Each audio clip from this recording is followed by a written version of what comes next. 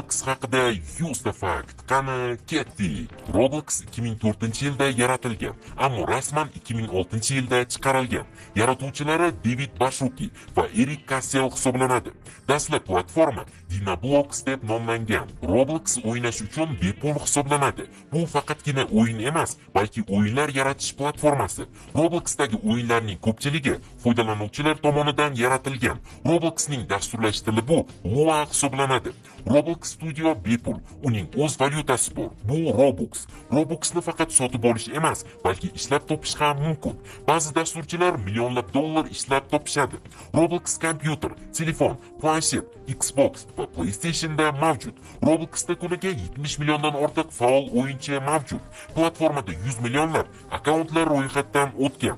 Robloxda barcha janrdagi o'yinlar bor. Horror, simulyator, RPG, shooter. Eng mashhur o'yinlari milliardlab tashrifga ega. Adobe dunyodagi eng mashhur tashrif buyurilgan o'yinlar to'piga kirgan.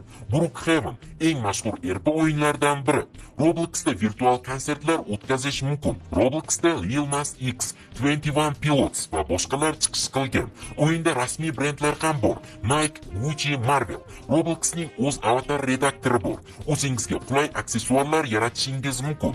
Ilgari avatarlar faqat blokli bo'lgan. Hozir realistik avatarlar mavjud. Robloxda emotsiya animatsiyalari bor. Yuz ifodasini o'zgartirish mumkin. O'yinda filtrlangan chat mavjud. Chat filtri o'yinlar ichida eng qat'iylardan biri hisoblanadi. Roblox qo'pollikka qarshi faol kurashadi. Bolalar xavfsizligi uchun ota-ona nazorati mavjud. Roblox ta'limda ham qo'llaniladi. Ba'zi maktablar Roblox orqali dasturlashni o'rgatadi. Robloxni o'yinlar orasidagi YouTube deb atashadi. Har kuni minglab yangi o'yinlar yaratiladi. Robloxda faqat hazil uchun yaratilgan o'yinlar ham bor. Xususiy serverlar yaratish mumkin. Robloxda do'stlar va guruhlar bor. Guruhlar orqali Roblox ishlab topish mumkin. O'yinlar ichida eventlar va questlar mavjud. Roblox doimiy ravishda fizika tizimini yangilaydi. O'yinda realistik yoritish mavjud. Ochiq dunyoli o'yinlar yaratish mumkin. Roblox ovozli chatni qo'llab-quvvatlaydi. Ovozli chat hamma uchun darhol mavjud emas. Robloxning o'z o'yin dvijoki bor. O'yinlarni alohida yuklab olish shart emas. Robloxda o'yinlar ichida reyting tizimi bor. Ba'zi o'yinlarni bitta odam yaratadi. Ayrim o'yinlar bir necha kun ichida yaratilgan. Roblox VRni qo'llab-quvvatlaydi. Robloxning birinchi logotipi butunlay boshqacha bo'lgan. To'liq syujetli o'yinlar ham mavjud. Robloxdagi ko'plab horrorlar haqiqatan ham qo'rqinchli. Roblox deyarli har hafta yangilanadi. Platformaning o'z do'koni bor. Eski noyob buyumlar minglab Robux turadi. Ba'zi buyumlar kolleksionerlikka aylangan. Robloxda mashina poyga yaratish ham mumkin.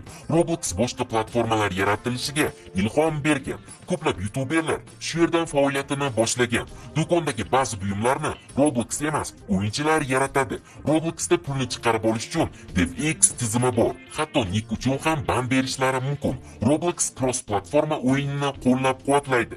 Kompyuter va telefon o'yinchilari birga o'ynaydi. Ba'zi o'yinlarda dunyo tasodifiy yaratiladi.